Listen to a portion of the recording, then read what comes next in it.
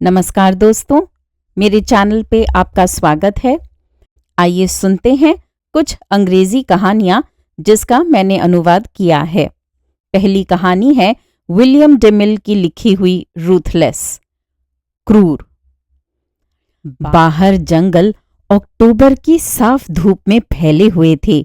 शरद ऋतु की नम हवा पत्तों से ढकी धरती की तेज रोमांचक गंध से भरी हुई थी। अंदर एक आदमी गुसल खाने की अलमारी से एक उदासीन मुस्कान मुस्कुराते हुए अपने पहाड़ी शिविर के पुराने बैठक में आया और देवदार की दीवार में बनी एक कोठरी जितनी बड़ी अलमारी के सामने से गुजरा। ये स्प्रिंग लॉक वाली उसकी विशेष अलमारी थी और इसमें वह बंदूकें, गोला बारूद, मछली पकड़ने की छड़ें और शराब रखता था।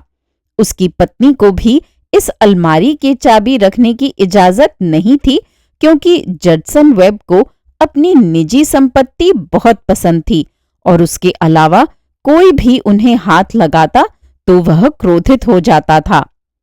कोठरी का दरवाजा खुला था। सर्दियां आने वाली थीं और वह अपना सामान बांध के रख रहा था और कुछ ही मिनटों में वह सभ्यता की ओर वापस ड्राइव करके जाने वाला था। उसकी मुस्कान उस शेल्फ को देखते हुए जिस पर शराब रखी थी आकर्षक नहीं थी। शराब की सभी बोतलें बंद थीं सिवाय बर्बन की 1 लीटर की बोतल को छोड़कर, जो सामने ऐसे रखी थी जैसे निमंत्रण दे रही हो। साथ में विस्की का एक गिलास रखा हुआ था। बोतल आधे से कम भरी हुई थी। जैसे ही उसने उसे शेल्फ से उठाया, उसकी पत्नी साथ वाले बेडरूम से बोली, सब कुछ बांध लिया है जडसन? उसने कहा। क्या अब तक पानी बंद करने और चाबियां लेने एलेक नहीं आया? एलेक उनके यहां से लगभग 1 मील दूर रहता था और शहरी लोगों की अनुपस्थिति में उनके घरों के देखभालकर्ता के रूप में काम करता था। वह झील के किनारे नावों को पानी से बाहर निकाल रहा है। उसने कहा है कि वह आधे घंटे में वापस आ जाएगा। माबेल अपना सूटकेस लेकर कमरे में आई, लेकिन जैसे ही उसने अपने पति के हाथ में बोतल देखी, वह आश्चर्य से रुक गई। जडसन, उसने कहा, अब तुम सुबह के 10 बजे शराब तो नहीं पी रहे हो, नहीं ना? तुम गलत हो प्रिय, उसने हंसते हुए कहा। मैं इस बोतल में से कुछ भी नहीं ले रहा हूं, मैं केवल इसमें कुछ डाल रहा हूं। उसका बंद हाथ खुल गया और उसने मेज पर 2 छोटी सफेद गोलियां रख दी और विस्की का कॉर्क खोलना शुरू किया। उसे ऐसा करते देख उसकी आंखें सिकुड़ गईं। उसने उसकी इस आवाज के लहजे से डरना सीख लिया था। यह वह स्वर था जिसका उपयोग वो तब करता था जब वह कोई चालाक योजना बना रहा था। जो कोई भी पिछली सर्दियों में मेरी अलमारी में घुस गया और मेरी शराब चुरा ली, हमारे जाने के बाद वह शायद फिर से ऐसा करेगा। वह आगे बोला, केवल इस बार वह पछताएगा कि उसे ऐसा न करना चाहिए था। जब इस क्रूरतापूर्ण बदले के लिए एक एक करके गोलियां बोतल में गिर के उसने गायब होते हुए देखी, तो उसकी सांस रुक गई। ये क्या है? उसने पूछा। उसे बीमार करने के लिए कुछ? और कैसे? ऐसा लग रहा था कि वो बर्बन को एक घातक पेय में तब्दील होते देख के मंत्रमुग्ध हो रहा था। कम से कम किसी को भी इसकी मारक औषधि नहीं मिली है। एक बार ये अंदर गई तो बस अंत। उसने बोतल को कॉर्क से बंद कर दिया और उसे छोटी विस्की के ग्लास के साथ शेल्फ पर वापस रख दिया। सब कुछ बढ़िया और सुविधाजनक है, उसने कहा। अब श्रीमान चोर, जब आप अंदर घुसें तो खूब अच्छी तरह पिएं। मैं इस वाली के लिए तुमसे नाराज नहीं होऊंगा। महिला का चेहरा पीला पड़ गया था। ऐसा मत करो जडसन, उसने छोटी सी गहरी सांस लेते हुए कहा। ये भयानक है, ये हत्या है। अगर मैं अपने घर में घुस रहे एक चोर को गोली मार दूं तो कानून इसे हत्या नहीं कहेगा, उसने कठोरता से कहा। इसके अलावा चूहे के जहर का उपयोग वर्जित नहीं है।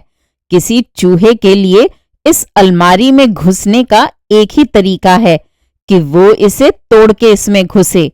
उसके बाद क्या होता है उससे मेरा कोई लेना देना नहीं है। ऐसा मत करो जजसन, उसने विनती करते हुए कहा। कानून चोरी की सजा मौत से नहीं देता है, तो तुम्हें क्या अधिकार है? जब मेरी चीजों की रक्षा की बात आती है तो मैं अपने स्वयं के कानून बनाता हूं। उसकी गहरी आवाज ऐसे विशाल कुत्ते की तरह थी जो अपनी हड्डी के छिन जाने के डर से गुर्रा रहा हो।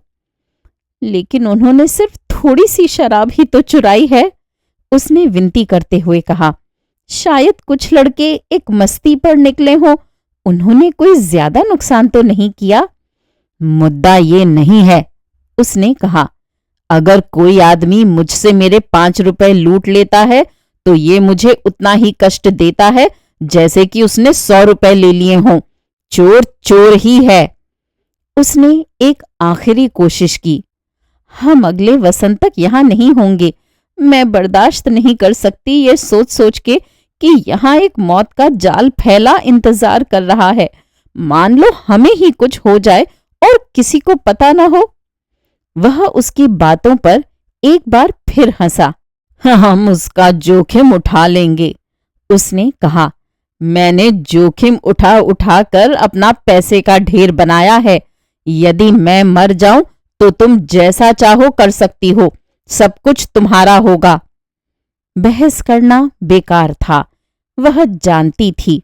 वह व्यापार में सदैव निर्दयी रहा था और जब भी कोई मसला उसके सामने पड़ता था तो चीजें उसी के तरीके से की जानी होती थीं।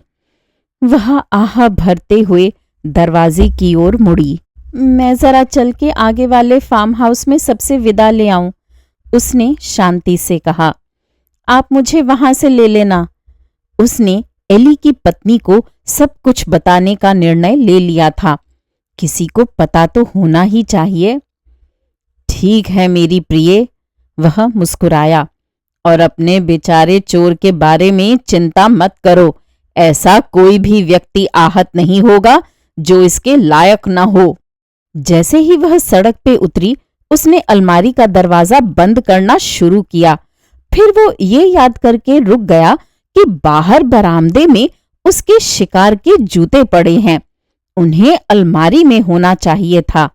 इसलिए वह दरवाजा खुला छोड़कर उन्हें भारी पुरानी मेज पर से, जो उसके बैग और टॉपकोट के साथ पड़े थे, लेने गया। एलेक झील से ऊपर की ओर आ रहा था और उसने दूर से उसे हाथ हिलाया। एक चिपमंक जटसन के भारी कदमों की आहट सुन के उस बलूत के फल को छोड़ गया जिसे वह कैबिन की दीवार के भीतर अपने स्टोर में डालने वाला था और गायब हो गया। अपने जूते को उठाने को बढ़े जटसन का पैर उस बलूत के फल पर पड़ गया। उसका पैर फिसल गया और गिरते हुए उसका सर उस बड़ी सी मेज से टकरा गया। कई मिनट बाद उसे होश आने लगा। वह बरामदे पर लेटा हुआ था और एलेक का मजबूत हाथ उसके सर को सहारा दे रहा था और एक दयालु आवाज कह रही थी, आप ज्यादा जोर से नहीं गिरे वेब साहब, कहीं भी कुछ कटा फटा नहीं है, बस थोड़ी देर के लिए बेहोश हो गए थे। लीजिए, ये आपको बेहतर कर देगा। जटसन के होठों पर एक छोटा सा विस्की का ग्लास लगा हुआ था। स्तब्ध और अर्धचेतन में उसने उसे पी लिया। अगली कहानी है मोना गार्डनर की लिखी हुई द डिनर पार्टी, मेरे द्वारा अनुवाद की हुई। सुनिए। रात्रि भोज। देश है भारत। एक अंग्रेज अधिकारी और उसकी पत्नी एक बड़ा रात्रि भोज दे रहे हैं। वे अपने मेहमानों, सेना अधिकारी, राजदूत और उनकी पत्नियां और एक अमरीकी प्रकृतिवादी जो कुछ समय के लिए वहां आया हुआ है, के साथ अपने विशाल भोजन कक्ष में बैठे हुए हैं, जिसमें बिना कालीन का संगमरमर का फर्श, बीम से भरी छतें और चौड़े कांच के दरवाजे हैं जो एक बरामदे में खुलते हैं। एक उत्साही चर्चा छिड़ जाती है जब एक युवा लड़की इस बात पर जोर देती है कि वो युग बीत चुका है जब महिलाएं चूहे को देखते ही कुर्सी पर कूदने लगती थीं, और एक कर्नल कहते हैं कि ऐसा नहीं है। कर्नल कहते हैं, किसी भी संकट में चीखना ही एक महिला की प्रतिक्रिया होती है, और जबकि एक आदमी को भी ऐसा महसूस हो सकता है, फिर भी उसके पास नर्व्स को नियंत्रण रखने की मात्रा उससे थोड़ी अधिक होती है, और आखिर में वही थोड़ी सी अधिक शक्ति मायने रखती है। अमरीकी बहस में शामिल नहीं होता है, लेकिन अन्य मेहमानों पर नजर रखता है। वह स्वामिनी के चेहरे पर एक अजीब सा भाव आता हुआ देखता है। वह देखता है कि वह सीधे सामने की ओर बिना पलक झपकाए देख रही है और उसकी मांसपेशियां थोड़ी सिकुड़ रही हैं। वो हल्के से इशारे से अपनी कुर्सी के पीछे खड़े देसी लड़के को बुलाती है और कुछ फुसफुसाती है।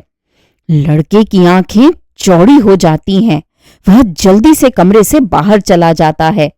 मेहमानों में से अमरीकी को छोड़कर किसी का भी इस बात पर ध्यान नहीं जाता या लड़के को खुले दरवाजों के ठीक बाहर बरामदे में दूध का कटोरा रखते हुए नहीं देखता।